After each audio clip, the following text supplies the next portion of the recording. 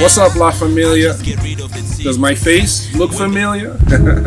Anyways, what's going on, guys? It's good to see you. Good to be back again. This time around, I'll be breaking down my concept for the song that I featured on called You Can Make It by ProGain. Big shout out to ProGain, the big homie. Thank you so much for letting me jump on this track with you. We worked on this song 2019, last year. The overall concept is just about how when you're going through hardships and painful, trying times, God is going to be able to take you through it. So this song was very timely because it was addressing people going through hardship and saying, look, keep your eyes on God.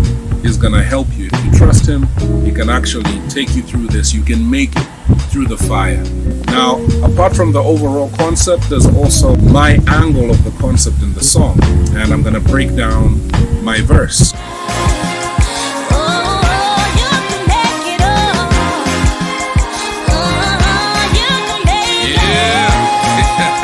First point in my verse, it starts with that's the first point. It's saying, if you only knew the things that I've actually gone through to be where I am now.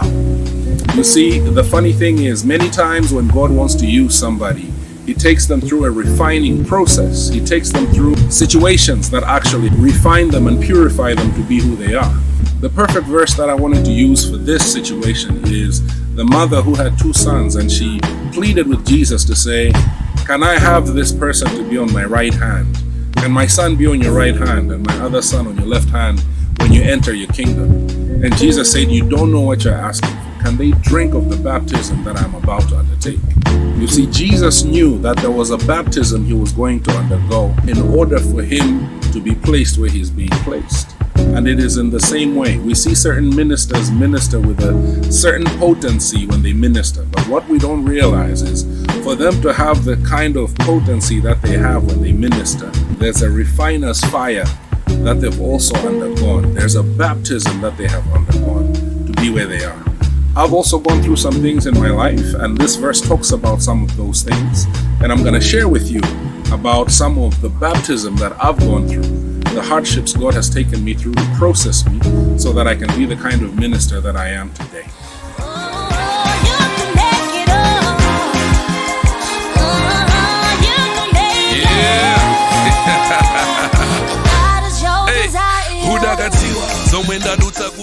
Point number 2 starts with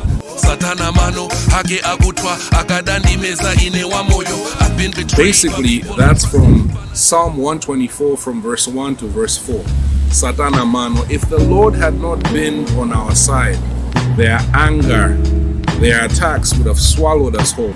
The things that I have been through that God has used to process me, a lot of those things, some of them were not even God bringing those things, but He was working them for my good, because I love Him and I'm called to His purposes. You get? Just like Joseph said, that what you meant for evil, God meant for good. There are some things that I have gone through, which if God had not been with me, I would have been gone.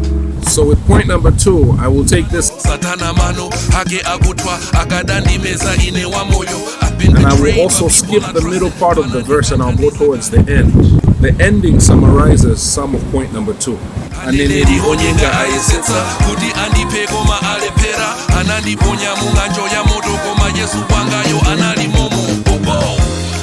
So all these are one point number 2. I remember there was a day I was at church. There was a hitman sent to come kill me and my senior pastor.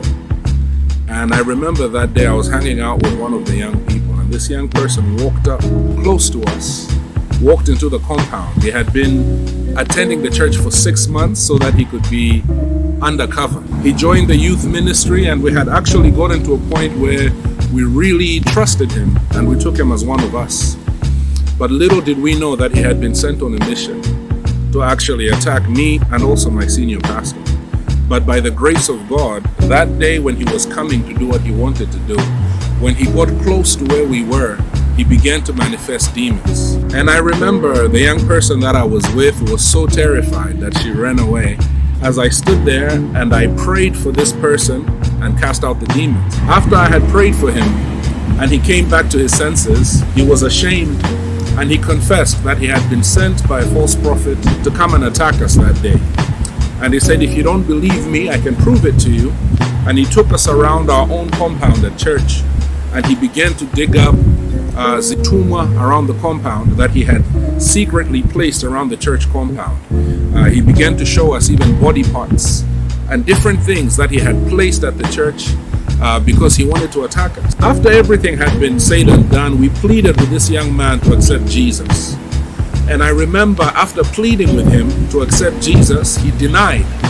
And we told him that because now they know the truth and they know that you have opened up about your mission, your life is in danger, please accept Jesus because he's the only one who can protect you. He insisted and said, no, I'm ashamed, just let me go. So we allowed him to leave. And the sad thing to this story is that a few months later down the line, I think it was about a month later, we basically heard that he was found dead in his bedroom. And nobody can explain what happened. I spoke to his family, I attended the funeral, and all they could say is, hey, we found him dead in his room. So it is pretty sad to say that could have been me, that could have been my senior pastor, but by the grace of God, we were protected by the Lord. I remember also during the same time, because the song Osa Opa had come out, there was a summon that came and it was dropped off at our church, and I was sued. They hired a very good lawyer, one of the best really in the country, and it's amazing how God rescued me out of that same situation. I could have been in prison. God knows what would have happened. I could have been in debt. I could have lost that case. But the amazing thing is, the day that I was supposed to go into the courtroom for that case, the very lawyer that had been sent to deal with us, there was evidence that came out against him, and he ended up going to prison, and he can no longer practice law anymore. See, this was the time when I knew that the Jesus I believe in is real and he is powerful. Because even though I didn't have the millions that the false prophet had, I was rescued by the hand of God, and I'm still here today to testify about it. I've been betrayed by people I trusted. Banandinkantandiza kale kale. Pano wablowa wandichera ndale. Wayiwala komwe akuchokera. Dinali pompano asana chuke. Azandibeza dziko losungulira. What goes around comes around. What goes up, it must come down. What I believe is that the same way Jesus went through the contradiction of sinners, he did good things, but in return, the people had him crucified. You, as a child of God, you're also going to face the contradiction of sinners. First example that I would like to give is there is a young man who one day as I was in service, he was running away from the police. He came and ran into the service to take refuge. And as I was preaching, the message really touched him, and at the end of the preaching, he raised his hand and responded to the sermon with a number of other young people. After they were counseled, I felt I should counsel this young man. We sat down with him, and I found out that he had stolen things at home. That same night, I went back to his house, pleaded with his family to drop the charges. Then the next day, we went to the police and we paid his bail. Basically took him into my house and began to disciple him. His life started to change. For months, we were staying together. One day while we were away, this young man stole from us and vanished. And it's a sad thing that this happened, but again, it was one of those things God was using to basically purify us and to make us more like him. Later on, we found out where he was, but we decided not to press any charges. Actually, we felt it was his loss because we were planning on doing many more things for him, like sending him back to school so that he could stand on his own.